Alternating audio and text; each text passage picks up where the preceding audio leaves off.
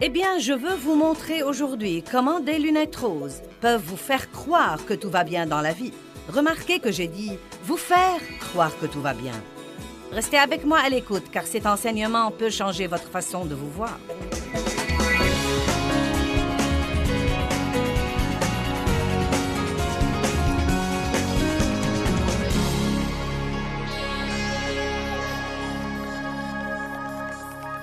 Je veux vous parler spécifiquement de 3 attitudes à propos desquelles nous devons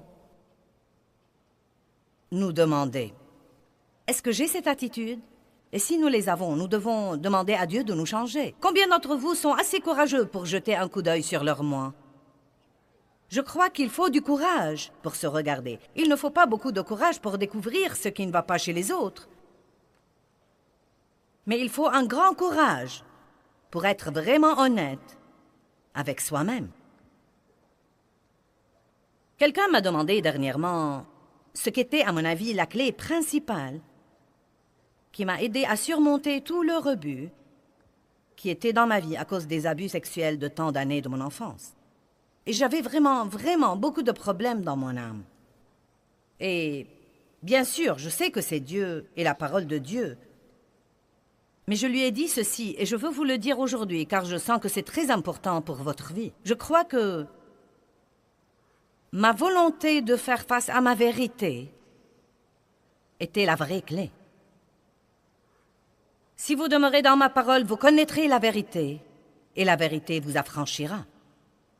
Et chacune de ces attitudes dont je vais vous parler sont des attitudes que j'avais à un moment donné et dont j'ai dû laisser Dieu me convaincre et s'occuper de moi pour que je puisse m'en débarrasser. C'est très important d'être prêt à faire face à sa vérité. Nous sommes toujours en train d'essayer de changer les autres. Mais c'est en fait le piège du diable pour nous empêcher de reconnaître et de résoudre vraiment nos propres problèmes. N'ayez jamais peur de vous voir et de reconnaître où vous en êtes pour arriver là où vous devez être. Est-ce que quelqu'un dans cette salle est d'accord avec moi? Donc, la première attitude que nous allons examiner, c'est l'attitude de vouloir être remarqué, vu, admiré et apprécié. Maintenant, nous avons tous besoin d'appréciation. Et nous pouvons la demander à Dieu, et je crois qu'il nous la donnera dans nos vies. Mais la vérité est que si vous travaillez, disons dans la garderie de l'Église, seulement pour être apprécié, à ce moment-là, vous le faites pour la mauvaise raison et vous n'aurez aucune vraie récompense. Tout ce que nous faisons, nous devons le faire pour le motif de servir Dieu et pour le motif de donner à quelqu'un d'autre et non pas de prendre quelque chose pour nous-mêmes. Ça m'intéresse vraiment que tant de gens veuillent un ministère. Et vous savez, nous voulons tous que Dieu nous utilise, mais je crois franchement que cette affaire de « quel est mon ministère ?» fait fausse route et perd son équilibre. Et je crois que beaucoup de gens restent là à ne rien faire pendant des années en essayant de trouver quel est leur ministère, bien que leur ministère soit devant eux. Et tout ce qu'ils devraient faire, c'est d'aider quelqu'un d'autre. Et je ne me fais pas d'accusation, mais je crois que bien des fois, quand les gens disent qu'ils veulent un ministère, ce qu'ils veulent vraiment, c'est une plateforme. Ce qu'ils veulent vraiment, c'est une occasion de se montrer devant les gens et d'être admiré et vu et apprécié. Et il est vraiment très difficile d'admettre ce genre de choses à soi-même. Mais je vais vous dire la vérité. Si vous êtes aujourd'hui prêt à dire, vous savez quoi?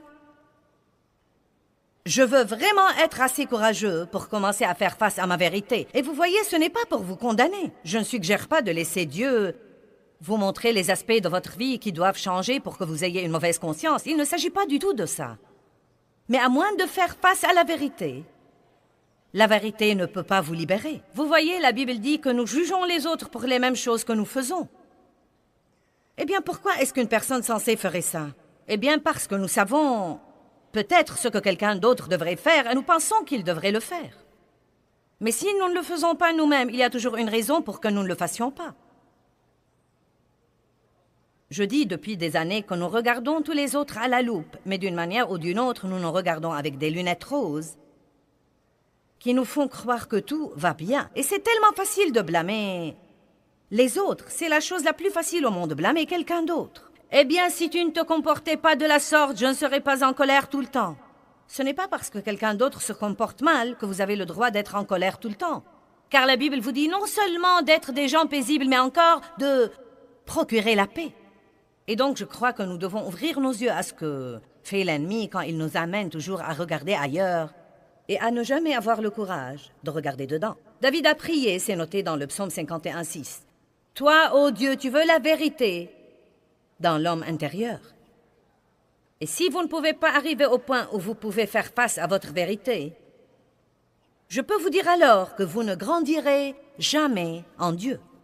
Vous resterez toujours à la même place et vous tournerez et tournerez autour de la même montagne. Peut-être que vous vous dites, écoute, je m'en veux déjà d'être comme ça et je suis venu ici ce soir pour me sentir mieux. Et maintenant, je ne veux pas que tu te tiennes là pendant 1 heure pour me crier que je dois faire face à tout ce qui ne va pas chez moi. Bien maintenant, écoutez.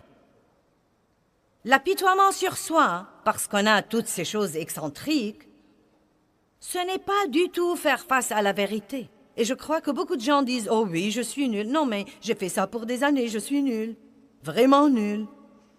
Quand quelque chose tourne mal, c'est toujours moi. J'ai une grande gueule, je ne fais pas ceci et cela comme il faut. Mais vous savez quoi? Je ne faisais vraiment face à rien. Je m'apitoyais sur moi-même et je murmurais et ronchonnais. Mais quand j'ai vraiment commencé à dire « Vous savez quoi? J'ai cette mauvaise attitude.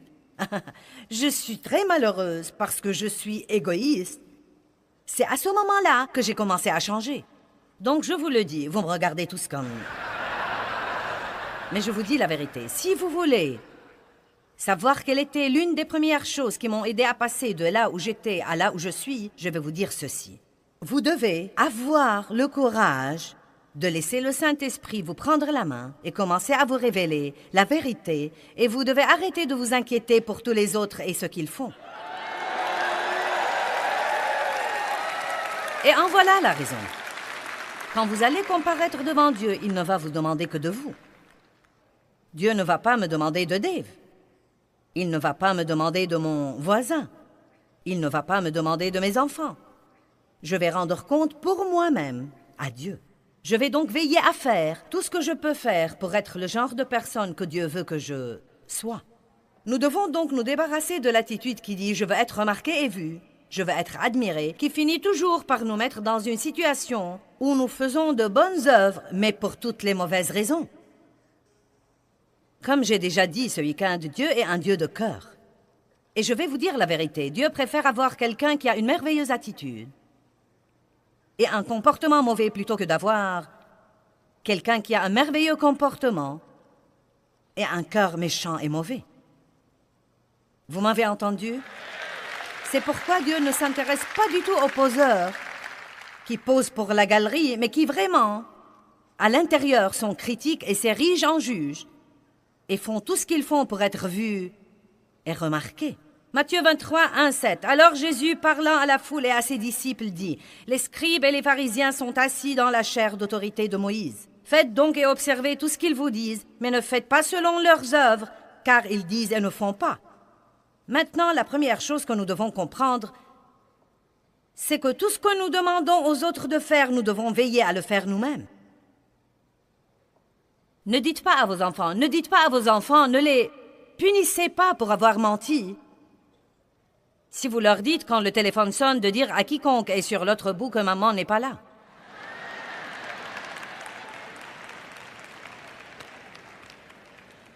Amen.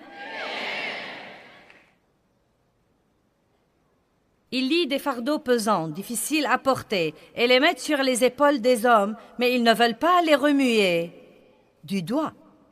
Les gens religieux légalistes donnent toujours à tous les autres des tas de trucs à faire, mais ne prient même pas pour eux pour qu'ils aient la force de les faire. Ils font toutes leurs œuvres pour être vus des hommes. Je sais que ceci va être un peu dur à certains égards aujourd'hui, surtout si vous ne l'avez jamais fait. Mais vous devez vous demander comment vous vous comportez quand vous sentez que vous faites le 1000 supplémentaire pour faire des choses pour les autres et que personne ne semble vous remarquer. Vous savez, nous pensons bien des fois que nous avons besoin d'attention et Dieu nous en prive parce que nous la voulons pour la mauvaise raison. Je me rappelle une femme. On m'a prévenu, c'était quand mon ministère était, vous savez, beaucoup plus petit. Et j'avais une réunion hebdomadaire dans notre église locale. Et on m'a prévenu que cette femme était blessée parce que je ne lui avais pas beaucoup parlé. Je ne lui avais pas parlé. Tu es passé à côté d'elle et tu ne lui as même pas parlé. Elle a été vraiment blessée. Et franchement, je n'avais même pas vu la femme. Non, mais je ne l'ai vraiment même pas vue. Je n'essayais pas d'être impoli exprès, je ne l'ai même pas vue. Et la même chose est arrivée 2 semaines plus tard, et quelqu'un m'a dit de nouveau, « Eh bien, tu sais, maintenant, elle est vraiment blessée parce que tu es passé à côté d'elle 2 fois. » Et donc j'ai dit, « Dieu, pourquoi n'attires-tu pas mon attention sur la femme? Je ne veux pas l'offenser. Aide-moi à la voir. » Et Dieu m'a dit très clairement, « Je te la cache parce que ce qu'elle veut, c'est que tu lui prêtes attention pour qu'elle puisse se sentir bien. Et je ne veux pas du tout qu'elle prenne sa valeur de ça, je veux qu'elle l'apprenne de qui elle est en moi. »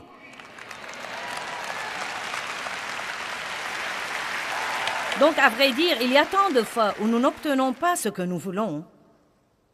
Et ça nous exaspère. Mais si nous allons plus profondément dans notre relation avec Dieu, nous découvrirons qu'il y a quelque chose qu'il essaye de travailler en nous et qui nous sera si précieux. Savez-vous combien c'est douloureux? Si le seul moyen d'être heureux est que tout le monde nous prête attention et qu'il nous donne tous les jours toutes les prévenances dont nous croyons que nous avons besoin pour nous aider à tenir le coup. J'étais comme ça autrefois et j'étais blessée tout le temps. Et maintenant, je m'en suis libérée. Mais j'ai dû passer par ce dont je parle ici pour arriver à cette liberté. J'ai dû arriver à un point où je me suis dit, tu sais quoi? Tu veux vraiment être remarqué et être vu un peu trop, et pour beaucoup de mauvaises raisons, et ce n'est absolument pas ce que Dieu veut pour toi. Bien, je crois que vous vous réveillez maintenant. Ils font toutes leurs œuvres pour être vus des hommes. Allons à Matthieu 23, 23.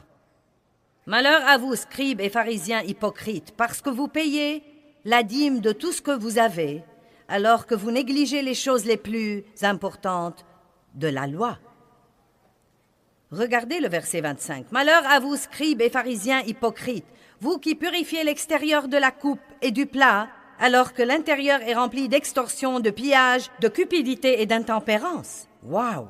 « Pharisiens aveugles, purifie d'abord le dedans de la coupe et du plat, afin que le dehors aussi devienne pur. Malheur à vous, scribes et pharisiens hypocrites, vous qui ressemblez à des sépulcres blanchis, qui paraissent beaux au dehors, mais au dedans sont pleins d'ossements de mort. Vous de même, au dehors vous paraissez juste aux hommes, alors qu'au dedans vous êtes remplis d'hypocrisie et d'iniquité. L'exemple qui me vient à l'esprit et que vous comprendrez tous, vous m'entendez dire, vous pouvez vous mettre sur votre 31 et aller à l'église, mais cela ne dit à personne ce qui se passe au-dedans de vous. Vous pouvez regarder quelqu'un et lui dire, « Le Seigneur soit loué, sœur. » Et puis vous vous dites, « Pourvu qu'elle ne reste pas longtemps, car je ne peux pas du tout supporter cette femme. » Maintenant, c'est du mensonge. C'est du faux semblant. Je me souviens quand Dave et moi, nous étions sur notre 31 les dimanches. Son costume 3 pièces, ma robe en polyester, tout était assorti. J'habillais moi-même tous mes enfants. Ils étaient propres et tirés à 4 épingles. Je tenais à ce que tout soit beau et assorti, et les cheveux bien coiffés. Et tout le monde devait être juste comme il faut. Et aussi sûr que 2 et 2 font 4, le diable nous créait une dispute tous les dimanches matins. Et nous nous querellions pendant tout le parcours, et nous nous disputions, et nous crions, et nous hurlions. Et dès que nous arrivions à l'église, « Le Seigneur soit loué !» Oui, à Dieu soit la gloire, merci Jésus, alléluia. Oui, amen. Comment allons-nous tous? Nous sommes bénis, bénis, entrants et sortants et privilégiés par Dieu, alléluia. Oui, le diable est sous mes pieds, amen, à Dieu soit la gloire. Nous devions être impressionnants parce que nous étions dans le leadership de l'Église et donc nous avions nos propres places. Personne ne s'asseyait à nos places. Finalement, j'avais même une place de stationnement qui portait mon nom. Maintenant, c'était vraiment génial. C'est étonnant ce que ce rebut pourrait signifier pour vous. Et vous ne le savez même pas jusqu'à ce que Dieu ne l'arrache de dessous de vous. Et à ce moment-là, votre monde commence à s'effondrer. Si vous voulez une position pour sentir que vous avez de la valeur, votre valeur à ce moment-là est liée à ce que vous faites et vous devez apprendre davantage qui vous êtes en Christ. Je sais déjà que probablement un jour, quelqu'un me regardera quand je ne pourrai peut-être plus faire ce que je fais comme je le fais maintenant. Et probablement un jour, je vais entendre quelqu'un me dire « N'est-ce pas que tu étais Joyce Meyer autrefois ?»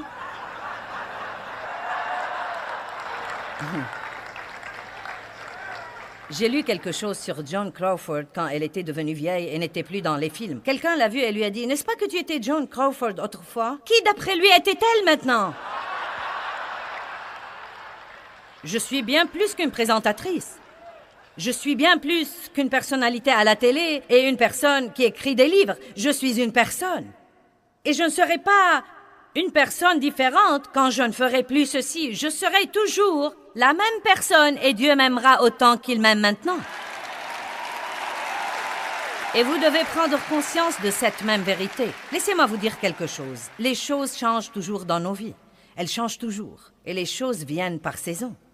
Vous pouvez faire une chose pour une saison, et puis vous ne faites plus cette chose. Vous faites quelque chose d'autre. Et peut-être ce que vous faites par après est plus important que ce que vous faisiez auparavant. Peut-être qu'à vos yeux, ce n'est pas aussi important que la première chose. Nous ne devons pas nous soucier de cela.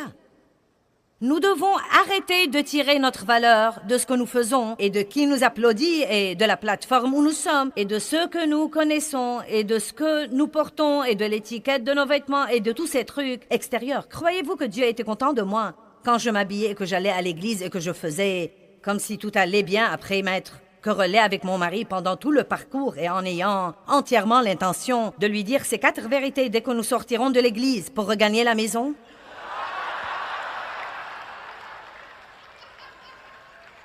Et ne me dites pas que vous ne faites pas la même chose. Certains sont assis à côté de quelqu'un avec qui vous vous êtes disputé en venant ici. Et vous vous préparez à lui dire ces 4 vérités en rentrant à la maison, mais vous avez l'air très spirituel maintenant.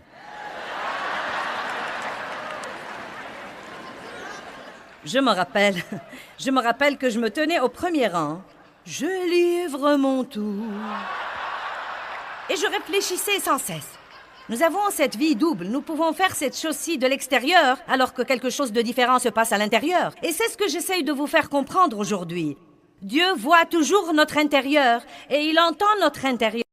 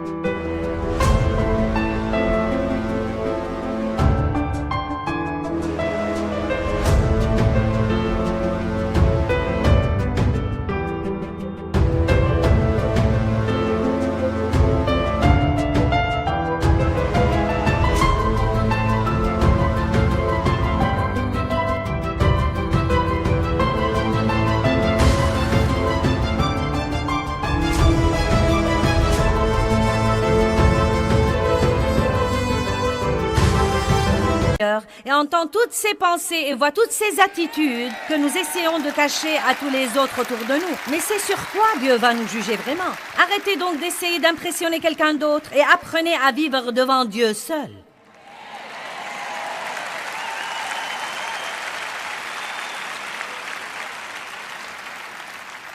Vous n'avez rien fait d'impressionnant. Franchement et vraiment, croyez-moi, si vous n'êtes pas passé par ceci avec Dieu, vous n'avez encore rien fait d'impressionnant jusqu'à ce que vous commenciez vraiment à jeter un coup d'œil sur ce qui se passe en vous et à demander à Dieu de s'occuper de cet aspect de votre vie. Et bon sang, vous parlez de la joie indicible et de la paix qui surpasse l'entendement. Laissez-moi vous dire quelque chose. Notre paix et notre joie ne dépendent pas de nos circonstances. Et tant que vous croyez qu'elles en dépendent, vous penserez que vous seriez heureux si vous aviez plus d'argent et tout ce que vous feriez serait d'acheter plus de trucs et cela ne vous rendra pas plus heureux non plus. Vous croyez que vous seriez heureux si vous aviez une gouvernante? Vous l'aurez et vous ne l'aimeriez pas. Les trucs ne peuvent pas vous rendre heureux. La seule chose qui pourrait vous rendre heureux, c'est que des choses comme il faut se passent en vous. Et si vous avez vraiment ça, personne ne pourra vous voler votre joie.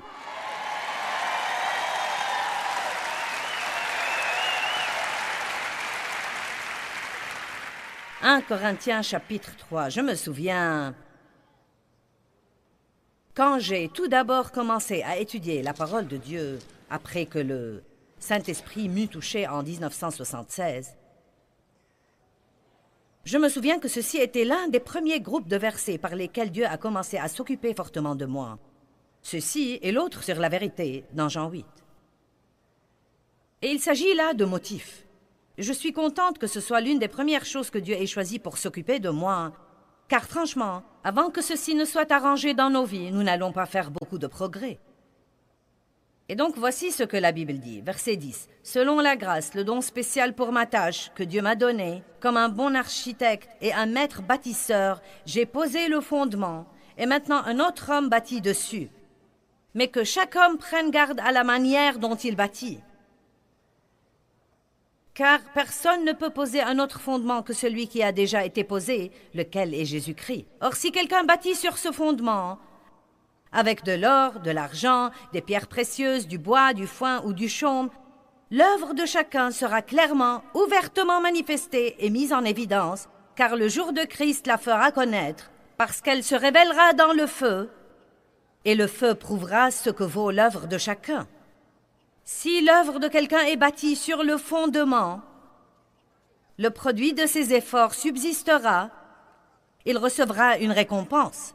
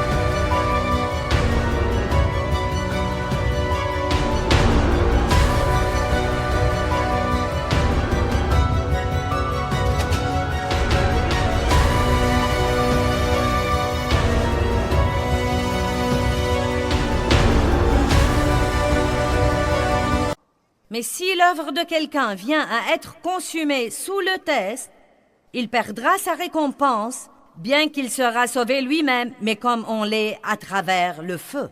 Maintenant, qu'est-ce que cela veut dire? Cela veut dire que je peux faire tout ce que je fais. Je peux passer tout mon temps et je peux passer toute ma vie à essayer d'impressionner les gens. Je peux passer tant de temps à faire de bonnes œuvres.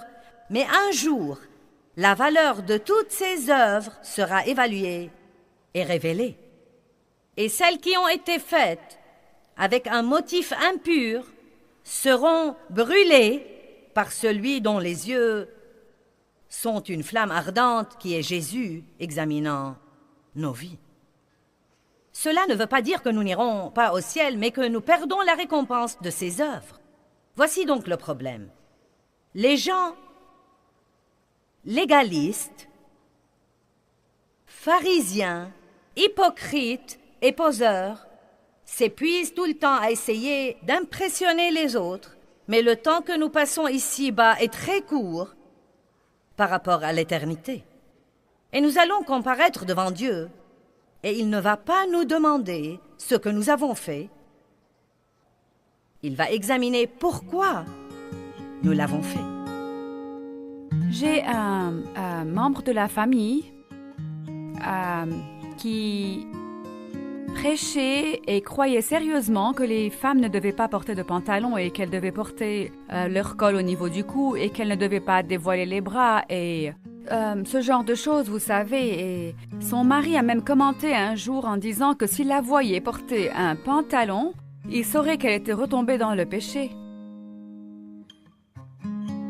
Et c'est là juste parce qu'elle portait un pantalon. Ça n'avait aucune importance, vous savez, combien elle aimait Dieu, combien elle témoignait ou combien de personnes elle amenait à l'église. Et ça n'avait aucune importance. Il était convaincu que s'il la voyait porter un pantalon, elle était perdue, elle n'allait pas monter au ciel.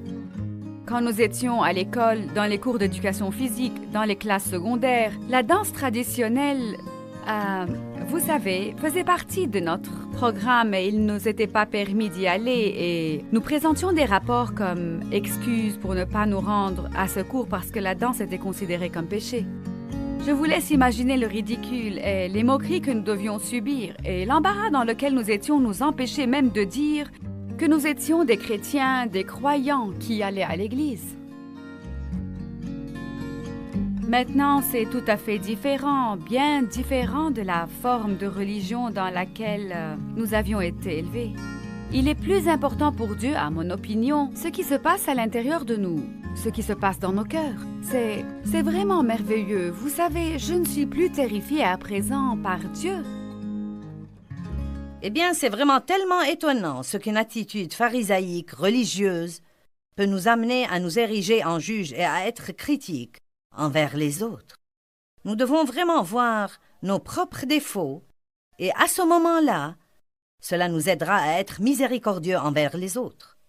Et donc, je veux vraiment que nous veillons à ne pas être cette personne religieuse, mais à avoir une vraie relation avec Dieu et à apprendre sur la miséricorde de Dieu et à apprendre sur la bonté et l'amour de Dieu et comment il veut que nous traitions les autres. Et ensuite, je veux, de par cette relation avec Dieu, je veux que nous aidions vraiment les autres pour qu'ils finissent par connaître le Christ par nous.